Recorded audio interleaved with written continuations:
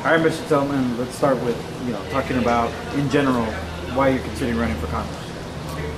I think that if you take a look at the report card that the Congress is getting at the national level, a lot of things that are troublesome to the nation as a whole are tethered to and can be tied back to what's happening in the Congress. Its reputation for being dysfunctional has resulted in a debt ceiling debate that has crippled the Congress. FAA tax dollars that would have gone into the federal cash register have been lost.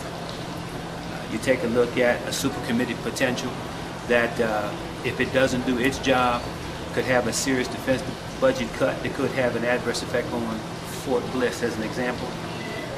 In terms of the other challenger who is in the race, concerns about perceptions, that if the elected majority makes a decision on something, that he has a prerogative, in some cases might even think he's got a mandate to overturn, disregard, therefore dismiss and disrespect the will of the voters.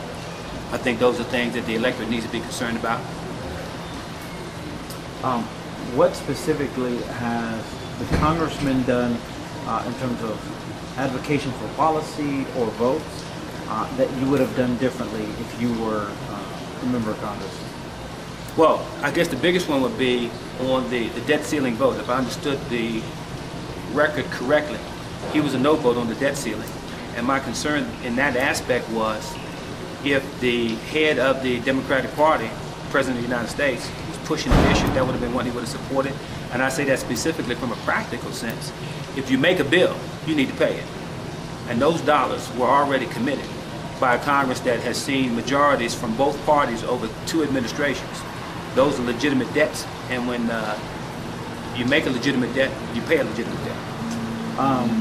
One of the critiques that's been thrown at the congressman has been his support for the Health Care Reform Act.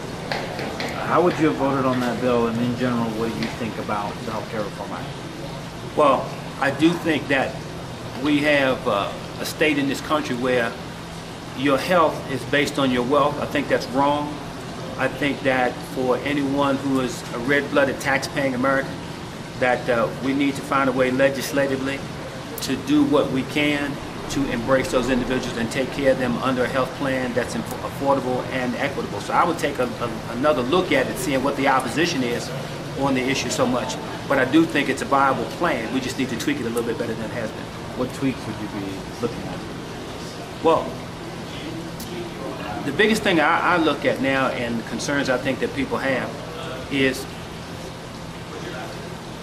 persons who don't take care of themselves and then want to have the system at some point take care of them because they have not done the right things for themselves, and then look to have organizations such as University Medical Center to pick up the tab for things, when if they had some ownership of the bar tab, they might take a little bit more personal responsibility in the condition of their health. Let's talk a little bit about what the Tilghman agenda would look like if you were a member of Congress. What would the Tilghman agenda look like?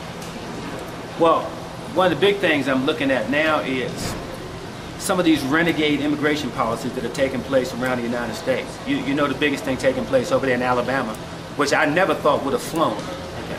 And I don't think it makes good economic sense for this country. You don't want to chase away any portion of the economic foundation of this community and this country in any capacity. You take something like the DREAM Act as an example. That is bona fide educated talent that's in the country. And when you take a look at our graduation rates, if you take a look at our standing economically, where it was maybe 10 years ago and where it is right now, we need to put a green card attached to every diploma from every graduating institution in the country to make sure we retain that talent. If you take a look at the number of patents that have been filed recently, the majority of those have been from immigrants. If you chase that talent out of the country, you'll be competing against it in the global economy. I think that's a bad move. We need to reverse that.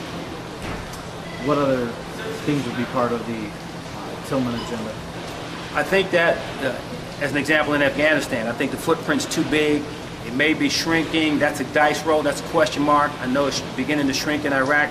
That's a dice roll and a question mark, specifically because of what's going on between Palestine and the Israelis. I don't know if we might not stick our foot back in something like that, something in Southwest Asia again. I would decrease the footprint, but as I discussed with you before, possibly a smaller footprint, but a special operations type footprint in Afghanistan if you're going to maintain a presence there. It's had a village type, cottage type cultural government for as long as it has been. I don't remember a nation in recent history that's gone in and actually turned things around on a large scale. As a matter of fact, we went in opposition to it when the Soviet Union tried to go in there. I think if you want to have a serious impact on what goes on over there, reduce the footprint, reduce the cost. It costs you a lot maybe to train a special operations team, but it costs a lot less to employ or deploy them and then bring them back out. I used the case in point, something else that back in the radio days we had discussed publicly. Well, you can't do things like that because you're going into a sovereign country. Well, the current administration saw fit to go into Pakistan and deal with Osama bin Laden. Same scenario, no discussion about whether or not this is a sovereign border, we need to respect it, etc. We saw the enemy to the United States and we did what we thought we needed to deal with. Are you critical of that decision on the part of the administration? No, I said I would support that. Again, the cost to train a special operations crew might be high, but in terms of the footprint that it takes to support them logistically, it's not nearly as great as having a conventional force the size that we have in Afghanistan right now, which is hovering at close to 100,000. And we're talking about a back down in the withdrawal, but I don't know that that's going to play out. When you take a look at the retiring chairman of the Joint Chiefs, Mike Mullen, he's saying that one of the biggest security threats that we have to the United States is not on the ground, it's on our budget proposals and the kinds of things we're doing there. So if you combine a way to save dollars and still have an effective combat and tactical presence in the theater of operations, that kills two birds with one stone. So let's pivot a little bit to what you were talking about earlier and tie these two together. You had talked about it being essential to be able to pay for the bills. There is a predisposition in this Tea Party-controlled Congress towards cuts.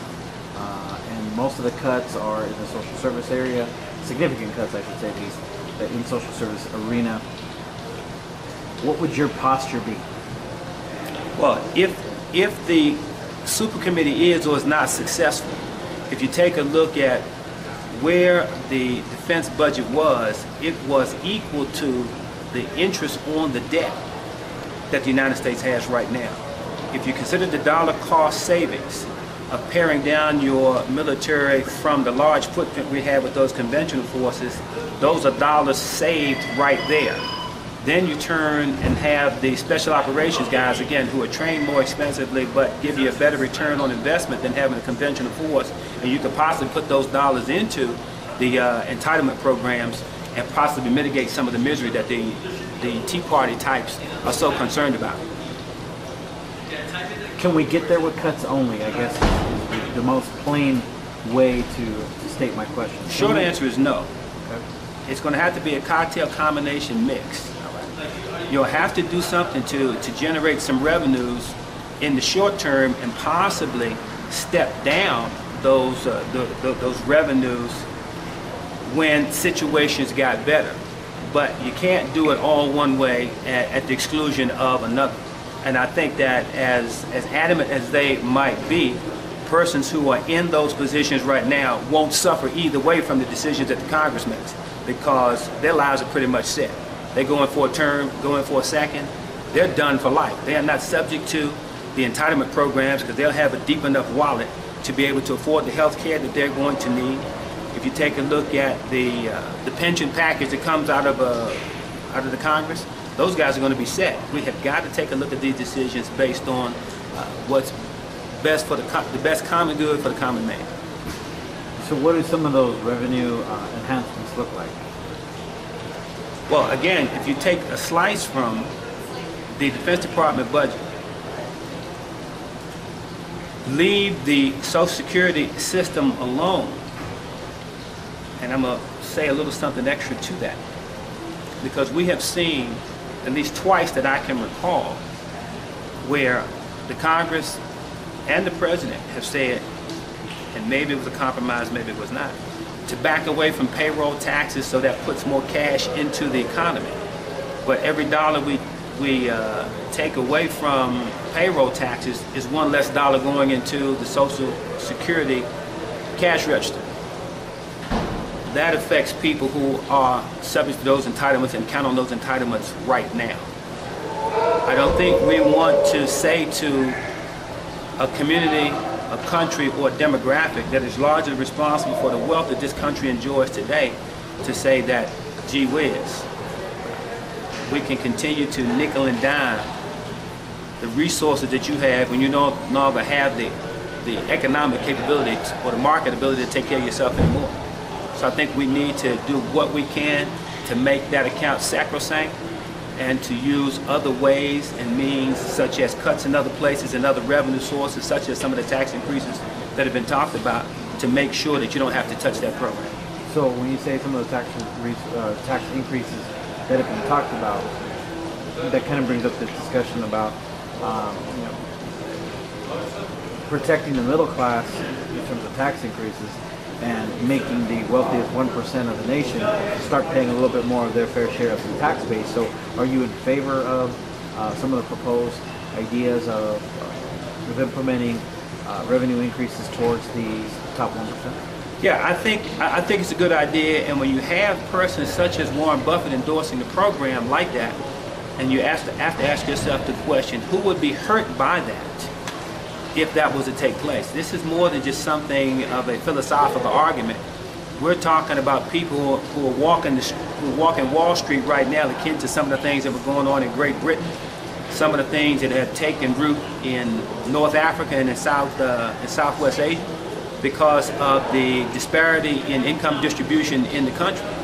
I think we are better than that, and if we went to the table, not so much attempting to protect one small segment of the community, but what is in the best interest, what is in the common good for the common man. If elected to Congress, what specific policies would you be proposing to benefit El Paso? I think that the biggest sin that we have committed in this community, and I think it's in this country, is when we take a look at being in a budget hole. We call these things a budget crisis. One of the first things we do is chop the education budget. Let's reach into the thing that's actually going to produce the social, economic, and political future of this country. That's in the classroom right now. When you take a look at a $4 billion slice out of the state budget that would have ordinarily been going to the public education system, and you take that away, what are you doing? You're killing your seed corn, because if we use education as a foundation upon which to base the future of this country, I can't think of a better way to invest a dollar than into what we need to do to educate the generation that's going to move into this global labor force. And when you do anything that takes resources away from that, I think it's a mistake. I think it's a giant step backwards, and I have not heard nor seen either one of the candidates address that issue squarely and talk about those shortages. The second thing I talk about is some of the byproducts of undercutting your education system. We went from 52 to 49,000 as the median income in this country, in those ranges. If you take a look at the median income for El Paso, it's less than 50%. It's around 22, 23,000. I submit that the difference in those two areas is education. I think that business will come fishing where the talent pool is deep. Looking at a piece from Siemens Corporation, I don't know if it's plastic injection molding or something of that sort that they do. Saw a piece on with Brian Williams. They had 34,000 jobs, something north of 80 to 100,000 bucks that they're willing to pay. If you tore down a Sarco and put Siemens there, how many El Pasoans do you think could qualify for those 34,000 jobs? If they were better educated, if we put more dollars into training this labor force, if the super committee failed and Fort Bliss was injured, we have an educated workforce that we're cultivating so that business will come looking for us rather than us having to go look for it. So these cuts to education that you talked about, and some of the other cuts to social programs that we talked about earlier, are the product of this big freshman class of Tea Party Republicans. I guess that leads to the question, how would you be positioned to protect El Paso from those cuts as a freshman member of Congress? when you need to send a powerful message, you need to send a powerful messenger. The Tea Party is not in the majority in the Congress, but the Tea Party has a powerful message, and like them or hate them, okay, you can celebrate them or you can criticize them. The point of the matter is they took a look at an agenda and they said we need to do something to change it. Not small, but I mean, not a large group, but a focus group. And when you want to make an argument, you can't go soft. You got to stand toe-to-toe with the people who stand in opposition to those things that you think are not working in the best interest of the common man for the common good. I don't sense that in that small group of individuals in the Congress, but they are like a rudder on an aircraft carrier. They're small, but they're steering the ship. But they're steering the ship because you don't have a strong enough, powerful counter message to what they're saying. And I believe that with the experiences I have of being successful in the private sector, successful in the public sector, professional educator at the secondary level, post-secondary level, veteran, retiree, combat deployed, in a Congress that is quick to deploy us, but would be less likely to go themselves. In a lot of places, they're quick to send everybody else. Somebody needs to come in there and bring some reality and bring some common sense to the arguments that take place in the corridors of Congress. You take a look at those guys up there, Tea Party and otherwise, who, if you were to go up Georgia Avenue in Washington, D.C., it's about 10 miles from the front of the Capitol to Walter Reed Army Medical Center. 3 years ago, the Washington Post broke a story over there saying the place was dilapidated. Right now it's condemned, they're building a new site. If those persons are so concerned about the health, welfare, safety, and security of this country, the Washington Post should have never broke that story. Congress is 10 miles away, and somebody from the Washington Post broke the story because Congress makes a lot of noise about those kinds of things. But at the end of the day, they are not focused on the common good for the common man. We got to change that. So again, continuing the discussion about the Tea Party, what are your opinions of the Tea Party?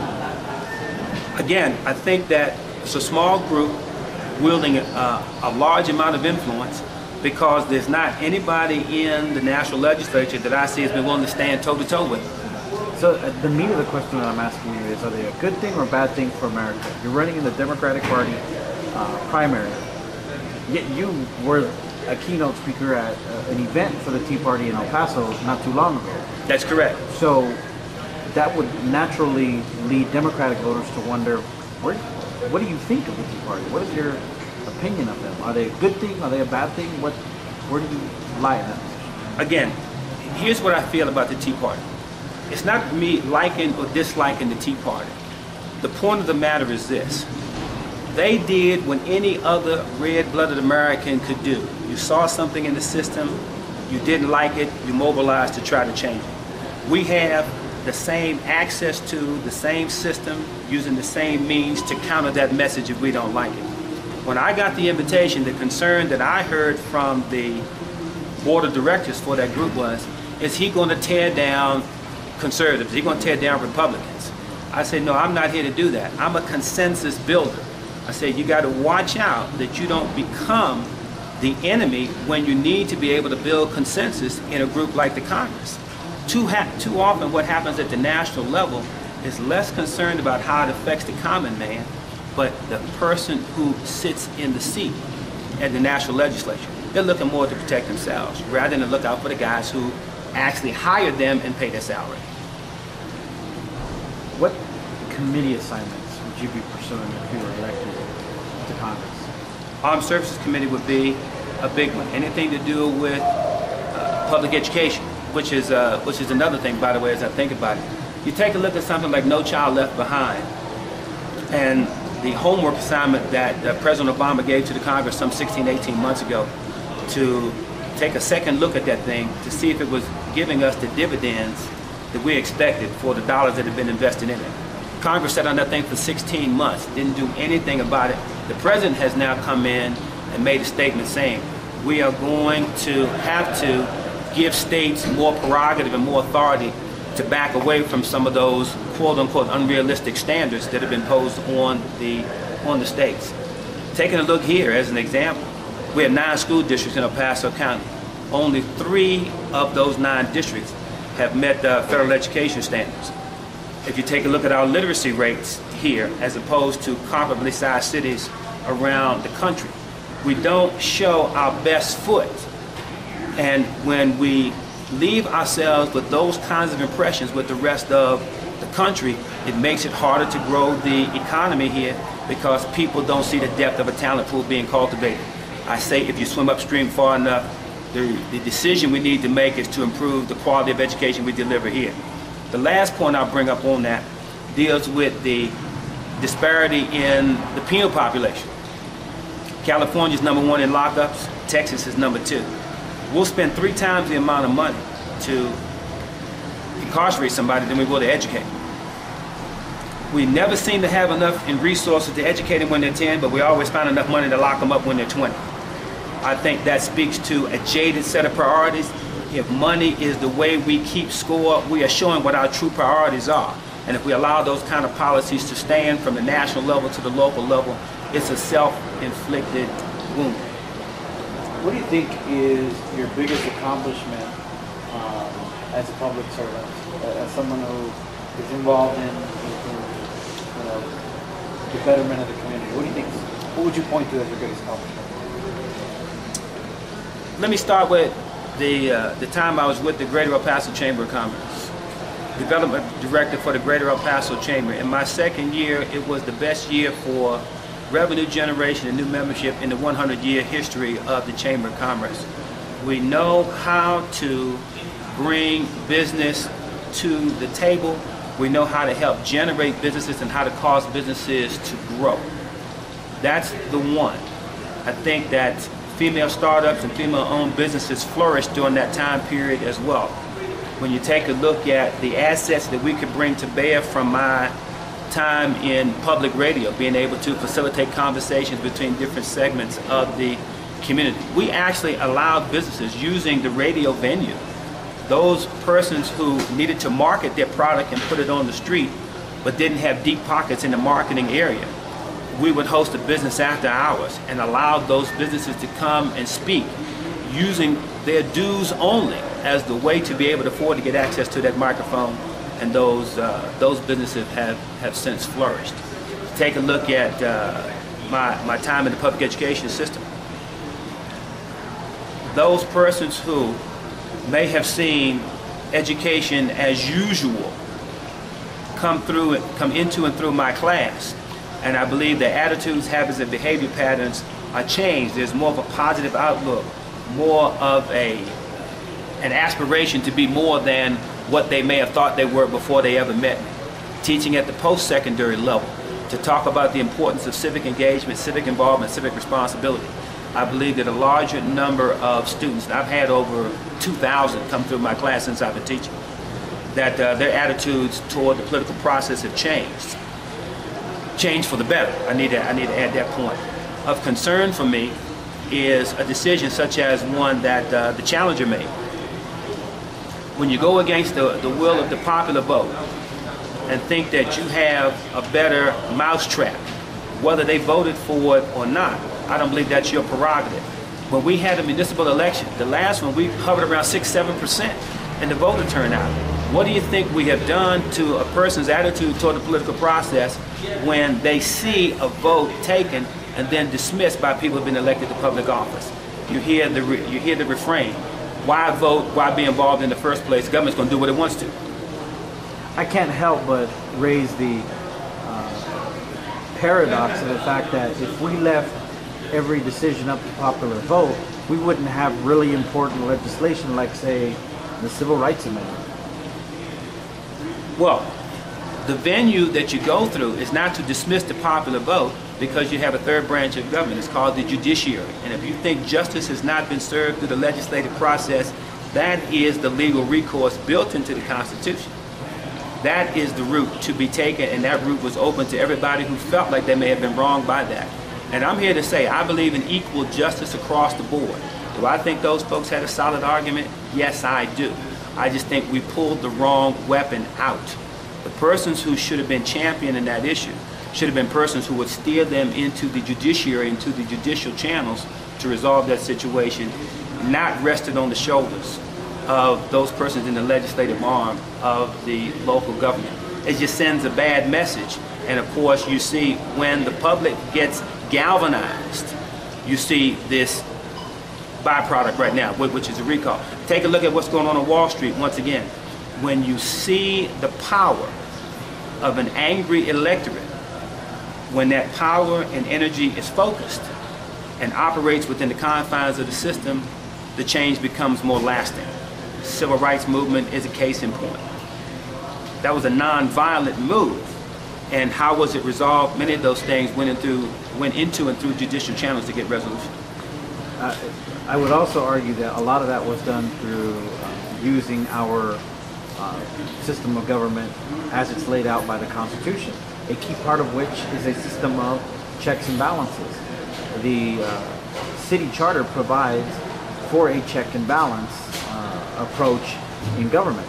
City council used a totally legal means within their power under those checks and balances to override the, air quotes, will of the people.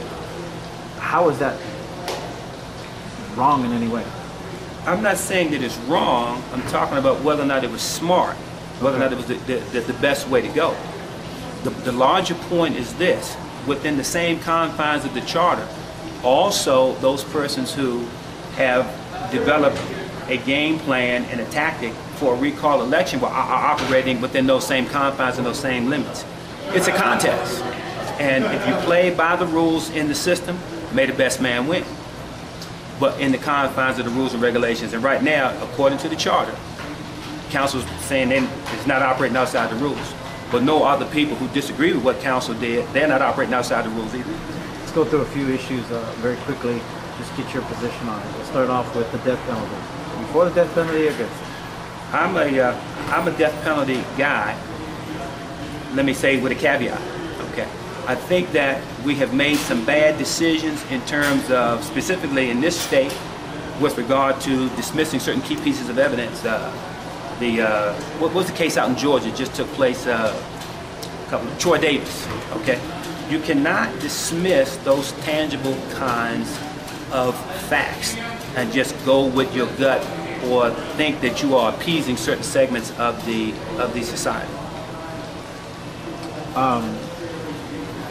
Abortion, your position. Pro-life, pro-choice? Choice. You can't legislate morality. I mean, you could put all the laws on the books that you choose, but at the end of the day, that is an area that's going to be called by the person who owns the body. Don't we legislate morality when we say and we define marriage as being between a man and a woman? Don't we legislate morality when we say prostitution is illegal? Don't we legislate morality when we regulate gambling? Has it stopped any of it? People are going to make the choice. As I say, you can't legislate morality. People are going to make the choice whether it's on the books or not. If they think it's wholesome, good, and legal for them, they're going to do it.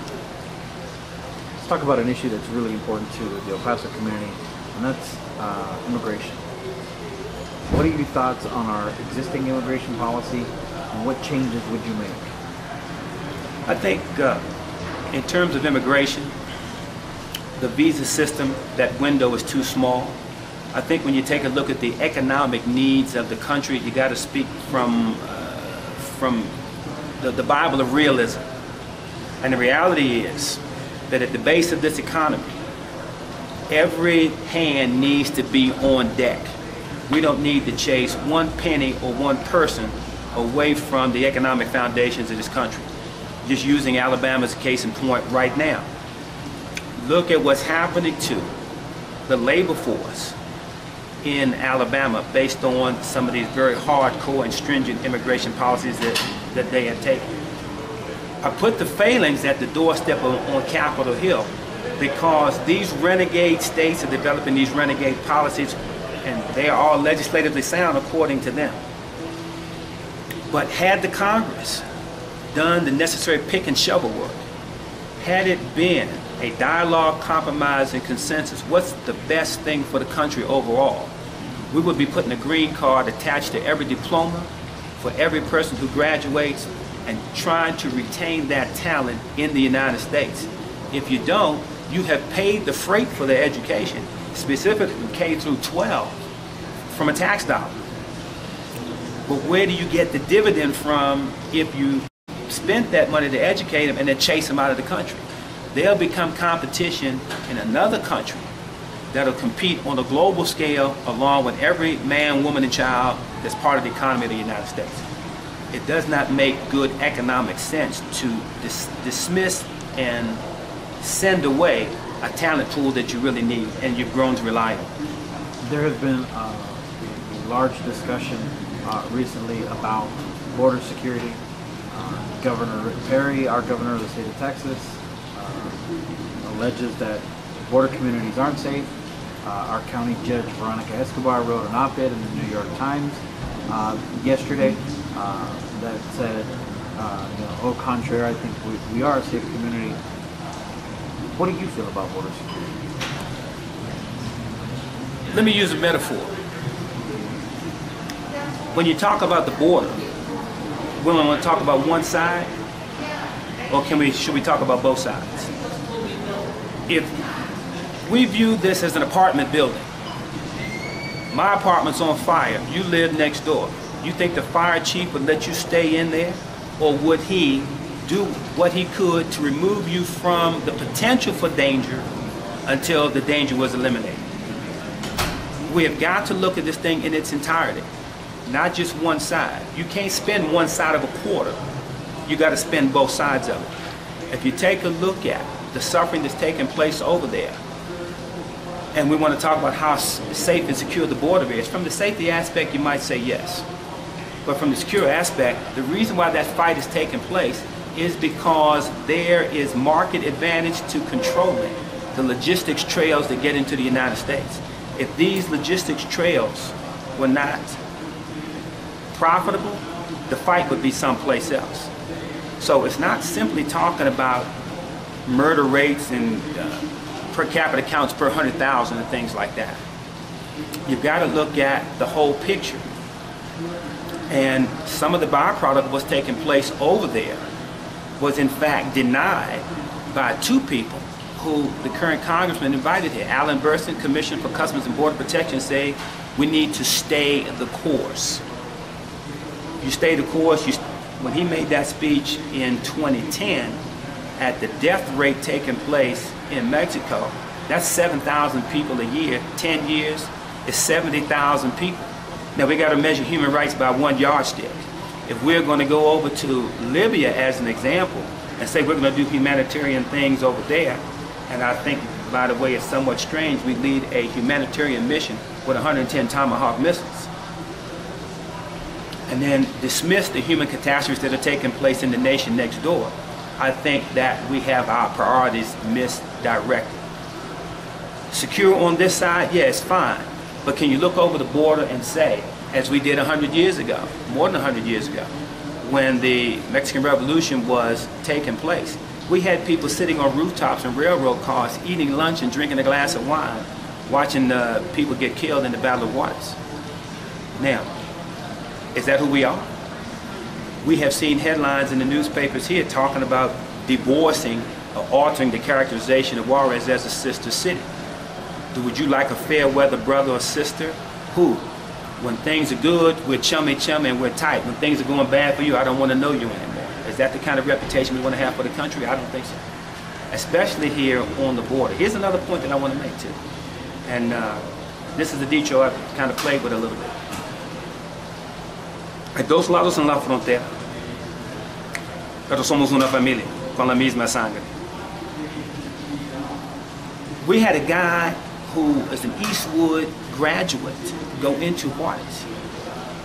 Now, I think it would be a stretch to tether him to any of the drug traffic or the other criminal enterprises that have taken place over there.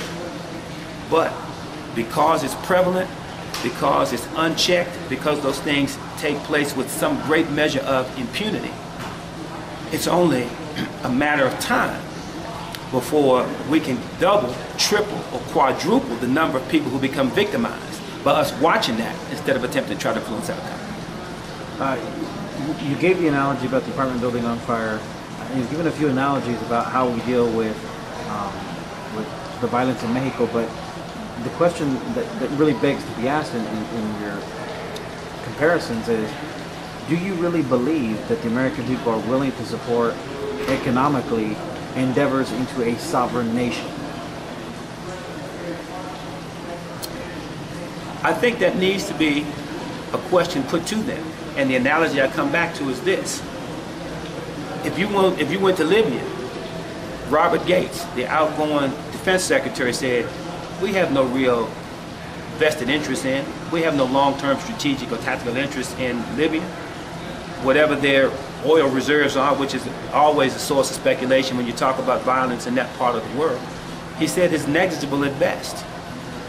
Why would we go into a place like that, 97% of the resources on the front end, in the name of humanitarianism, and then ignore the problem in the nation next door?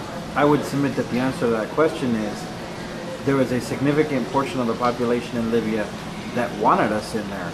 There's no indication that the Mexican government wants American boots on the ground in Mexico.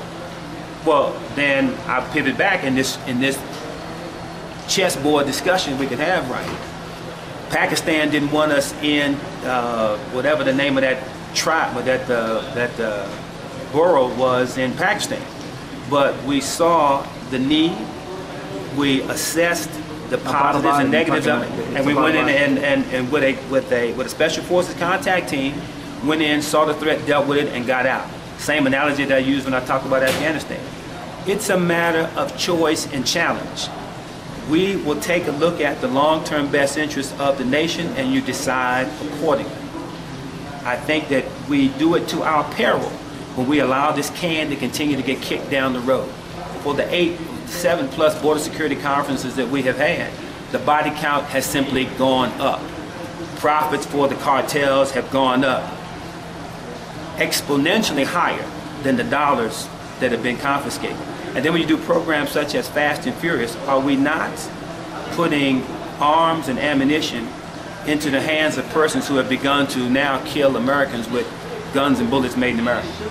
But ironically, that's actually similar to the argument that one of your opponents in this race makes towards legalization of drugs. How do you respond? 2 points. We live in a community with arguably the largest and fastest growing federal military installation in the country. Federal law says no. Imagine surrounding Fort Bliss with a drug culture. And then what careers could be ruined? How would our readiness be compromised if soldiers were put in that pool of temptation? I don't know how many people who might see this interview or hear it have ever had somebody in their family who had been addicted. Legalization leads to experimentation. Experimentation leads to proliferation. If it is not federal law and we made it okay in the 16th Congressional District, we have now cultivated a black market, because I can get it within the confines of the law here. But if I saw that Oklahoma was not doing it, as an example, or in Arkansas or Louisiana, that's a plane ride away. And what have you done but proliferated the drug trafficking, the marijuana trafficking in the country? Unless and until the federal government has established a clear policy that blankets the entire nation, that would be one of the worst moves we could make. If you take a look at, I think it was 3 or 4 years ago, the Sergeant Major Academy was being considered for a move from here to Fort Leavenworth. Now, given the potential outcome for the super committee, combine that with the legalization, how long do you think the leadership core of the United States Army would keep a school in the community that would have that? Those are all giant steps, but they're giant steps in the wrong direction. And I submit that the guy who's challenging for the seat has a skewed judgment when he does that. You take the guy, again, the challenger, wants to lead and legislate a country for which he's never fought and never donned the uniform. And I put everybody in that category. I don't take anything away from that, from the president on down. It's always a factor for me to consider. But to me, it's obvious. You have not thought about what the overarching impacts of that would be. And then I say, have you ever sat across the table? Have you ever had to be a care provider for somebody who was strung out on whatever it was and had to deal with that? We already have an exhaustive healthcare system in place right now. Have we not exacerbated the problem by creating new potential for new growth, new experimentation through legalization? I think it's a bad move, bad judgment, and especially in this community where Fort Bliss exists and the careers live and die based on the quality of life and the character of the soldiers who are in the armed forces right now. Mr. Tilghman, my final question. If you were standing in front of an undecided voter and you were asking them to consider voting for you, what would your argument to them be? The biggest thing would be how the challenger and the incumbent in the most recent past allowed $4 billion to be taken away from the public education system here at a time where only 3 of 9 school districts met the education standards. When we have the great disparity in median income, the equalizer, the great equalizer is quality education. If you take a look at the literacy rates here versus other parts of the country with comparably sized cities, we hover close to the bottom.